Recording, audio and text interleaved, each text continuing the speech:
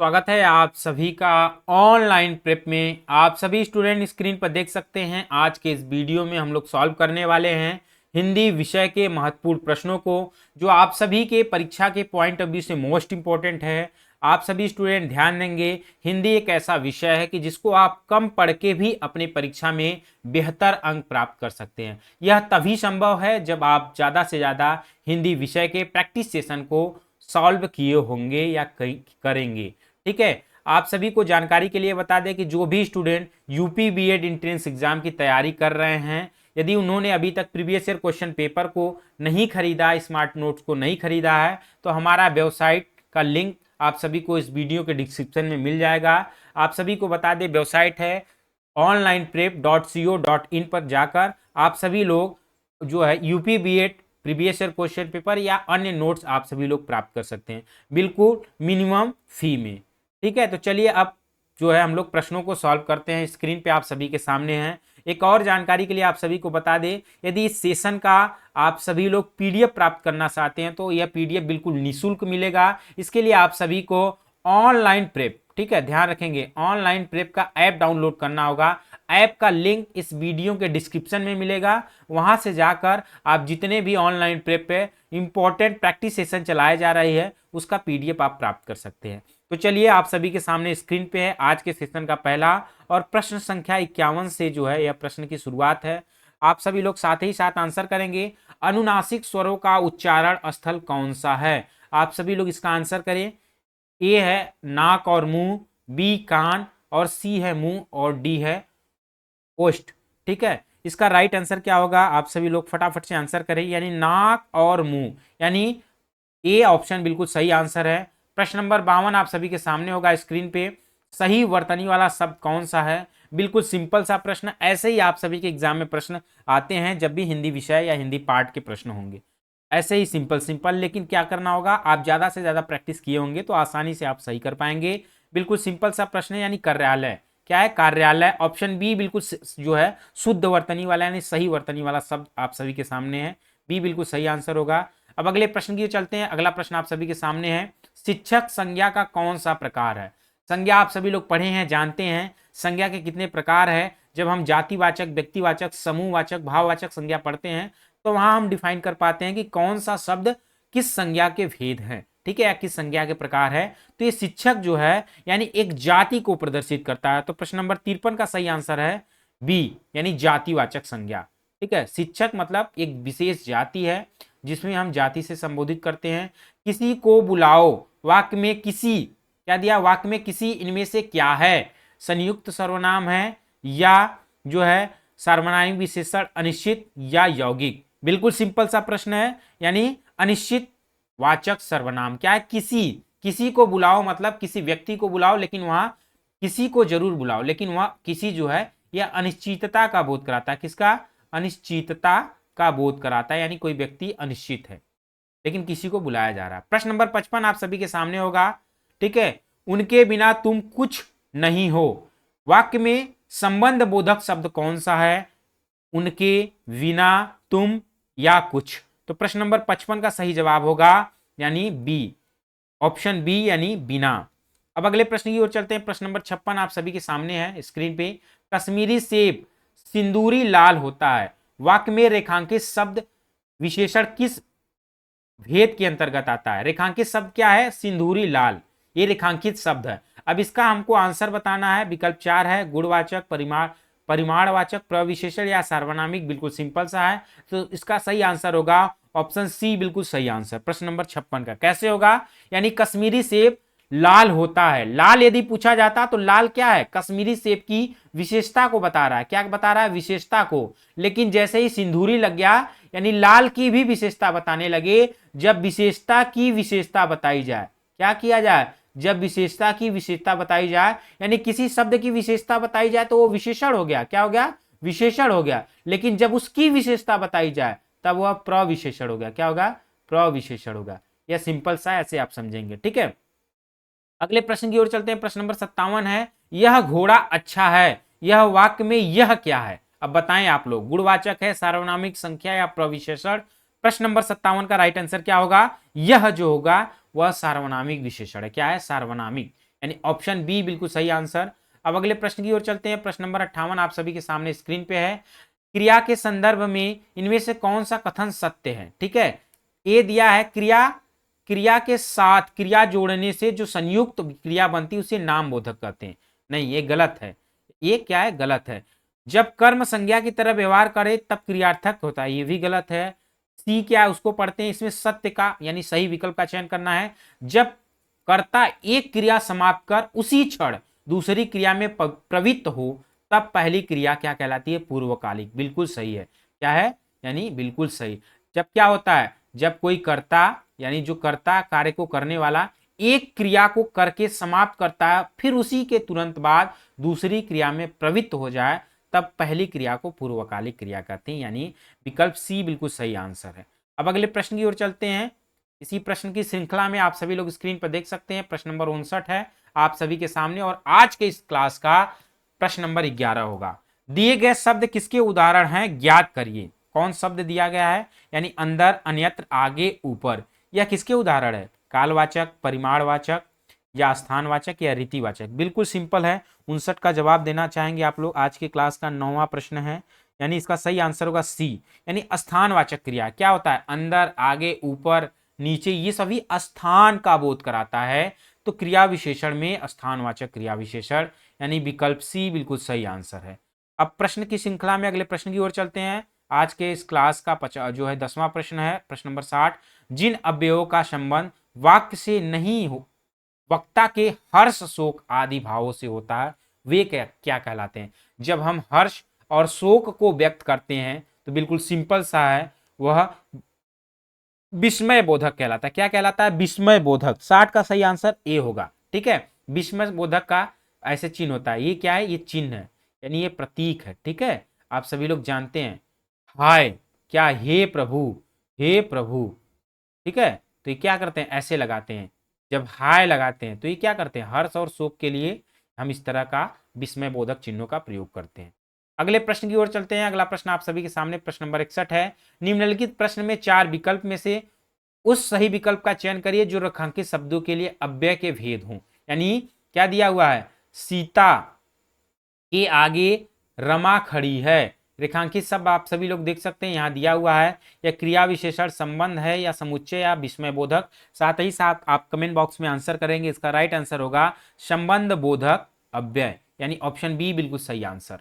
अगले प्रश्न की ओर चलते हैं। काफी सिंपल सा प्रश्न है।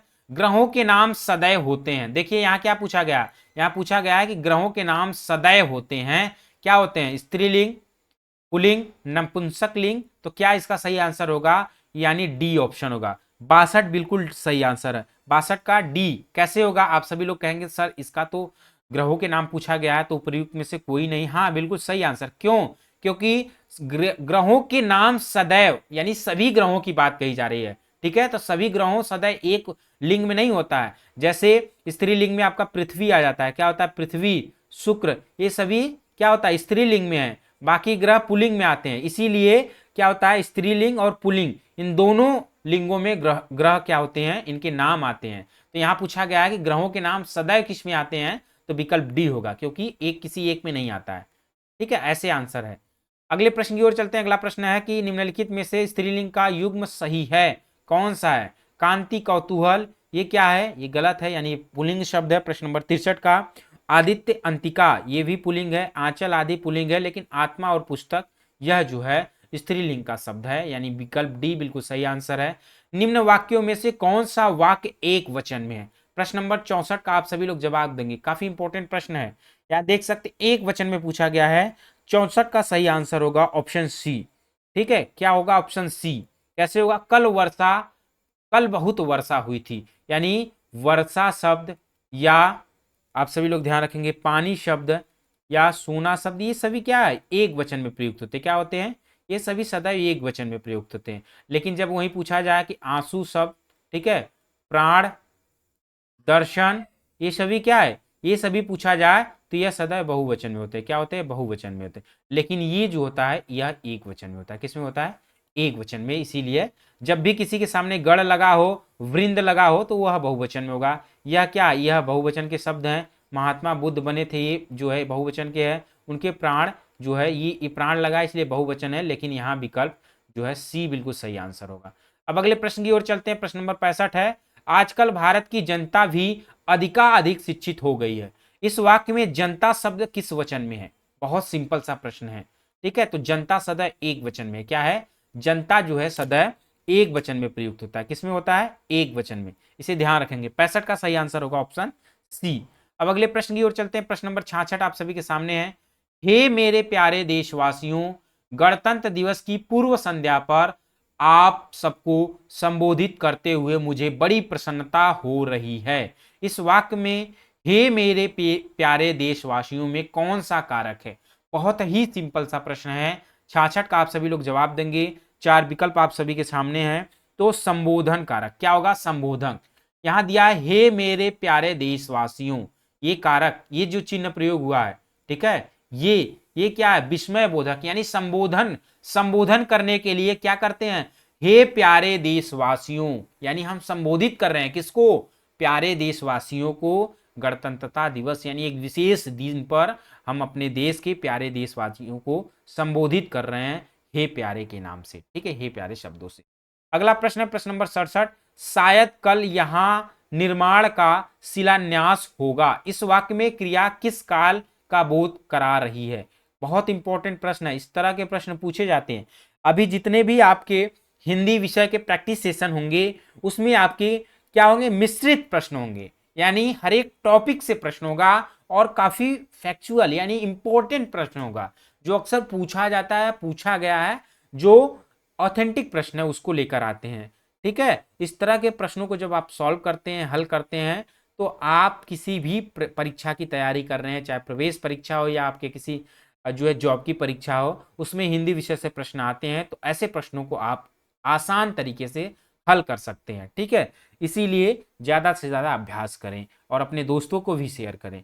67 का सही जवाब क्या होगा? यानी यहां बता रहा है कि शायद कल यहां निर्माण का शिलान्यास होगा। होगा लगने से आप सभी को पता है ये भविष्य में चला गया, लेकिन शायद लगा है तो संभाव्य होगा। क्या होगा? संभाव्य, यानी संभावना व्यक्त की जा रही है शायद कल निर्माण का शिलान्यास होगा, यानी भविष्य में जो है संभावित है कि होगा, ठीक। 67 का सही आंसर डी होगा। अब इसी तरह प्रश्न की श्रृंखला में प्रश्न नंबर 68 पे पहुंच गए और आज के इस प्रैक्टिस सेशन का 18वां प्रश्न है, सामाजिक पदों या पुनरुक्त युग्म शब्दों के मध्य प्रयोग क्या किया जाता है? योजक चिन्ह प्रयोग किया जाता है। क्या किया जाता है? योजक चिन्ह, यानी 68 का सही आंसर सी होगा। कैसे? समासिक पद में जैसे माता पिता योजक लगा दिए, ठीक है, माता पिता में क्या लगाते हैं? योजक यह है, ठीक है। उसी तरह के राजा रानी, अब इसमें क्या करते हैं? समासिक पद में योजक चिन्हों का ऐसे प्रयोग करते हैं, तो यह क्या कहलाता है? योजक चिन्ह, ठीक है। अब अगले प्रश्न की ओर चलते हैं। प्रश्न नंबर 69 आप सभी के सामने है। बहिर्मुखी शब्द में कौन सा उपसर्ग है? उपसर्ग आप सभी लोग जानते हैं, उपसर्ग क्या होता है? जो मूल शब्द है, क्या है? जो मूल शब्द, जब उसके पूर्व में कोई शब्दांश जुड़े, ठीक है, जब उसके पूर्व में कोई शब्दांश जुड़े उसे क्या कहते हैं? उपसर्ग कहते हैं। क्या कहते हैं? उसे उपसर्ग कहते हैं। इसके पूर्व में क्या है? बहिर, ऑप्शन ए बिल्कुल सही आंसर होगा। बहिर्धन मुखी क्या होता है? बहिर्धन मुखी, तो बहिर जो है यह उपसर्ग है, यानी ऑप्शन ए बिल्कुल सही आंसर है। प्रश्न नंबर 70 है कि निम्नलिखित में से ई प्रत्यय से निर्मित कौन सा शब्द नहीं है? ध्यान से पढ़ें, अक्सर आप जल्दीबाजी में गलत करके चले आते हैं। यहां दिया नहीं है, क्या नहीं है देखते हैं। मंडली क्या होगा? मंडल धन ई, यानी यह है, ठीक है। नगरीय क्या होगा? नगर धन ई, ठीक है, यानी यह नहीं है। तो इसका सही आंसर क्या होगा? इसका सही आंसर होगा ऑप्शन बी। क्या पूछा गया? यहां पूछा गया कि नहीं है, नहीं है तो यहां नगर धन ई है। यहां मंडल में यहां ई लगा है, जिसमें ई प्रत्यय लगा है उससे निर्मित ना हो। टोकरी में क्या है?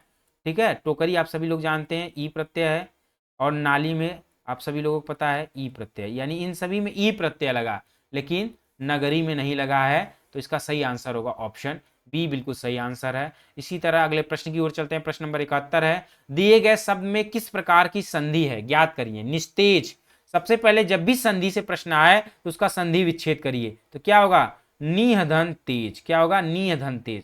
यहाँ विसर्ग लगने से आप सभी लोग सिंपल सा आंसर कर पाएंगे। 71 का सही आंसर क्या होगा?